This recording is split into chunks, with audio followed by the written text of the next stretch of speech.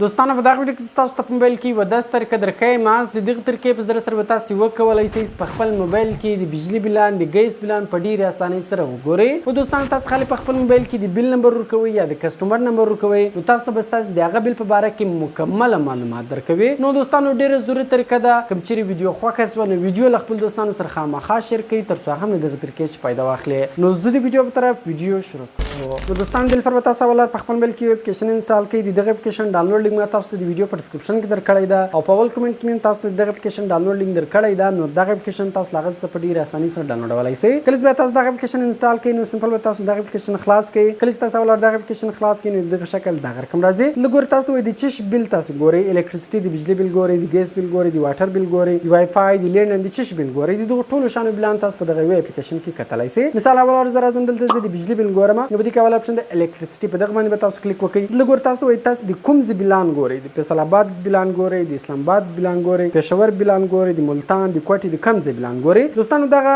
لوګو وي دي دغه ستاسو د بل په اکونج باندې داسې جوړ شوي وي. نو دغه رقم دوستانو د موږ بل چې دغه د کوټې ده، نو لاندې ګورئ دا کیو ای اس سی او سی ده، دلته د کوټې بلان تاسو کتلی شئ. نو سمپل په دغه باندې به تاسو کلیک وکړئ. کله تاسو په دې باندې کلیک وکړئ دلته ګوره اوس له تاسو د بل ریفرنس نمبر غواړي. دغه ریفرنس نمبر دوستانو په بل کې لیکل شوی وي، نو تاسو به د خپل بل ریفرنس نمبر دلته کې ولیکئ. بیا به چې کم کوي دوستانو چې هغه یو د آر ده، نو موږ والا دغه آر ده. نو سمپل په سرچ بټن باندې تاسو کلیک وکړئ. کله تاسو په سرچ بټن باندې کلیک وکړئ نو ګور دوستانو تاسو کتلی شئ موږ ته د موږ د بل په باره کې مکمله معلومات راوړوئ، موږ مکمله بل دلته راوړوئ. نو دلته ګوره تاسو له دې چې سکرین شاټ هم اخیستلی شئ، تصویر په شکل کې سیو کوئ، پی ډي اف کې هم سیو کوئ. پورته دا پرنټ بټن چې ده په دې دوستانو کله تاسو کلیک وکړئ کوم ایډز راغلی دغه ایډز به تاسو کلوز کړئ. نو ګور دا نشان چې ده په دې کله تاسو کلیک وکړئ نو ګور وایي سیو ایز ا پی ډي اف، دغه بل اوس تاسو د پی ډي اف په شکل کې هم سیو کولی شئ. کوم نه سیو کوئ دوستانو بیرته تاسو شاته راسئ. دلته یعنې دوستانو تاسو د بجلي بل کتلی شئ، دغه رقم د ګیس بل کوم کتئ دلته هم تاسو راوستلی شئ، یا شاته تاسو راسئ په د ګیس کله تاسو کلیک وکړئ دلته هم دوستانو تاسو اوس ګوره د ګیس بل کتلی شئ. نو دغه رقم دوستانو اوس راځو موږ د ګیس بل ګورو. نو په دې کې دوه رقم راځي، یو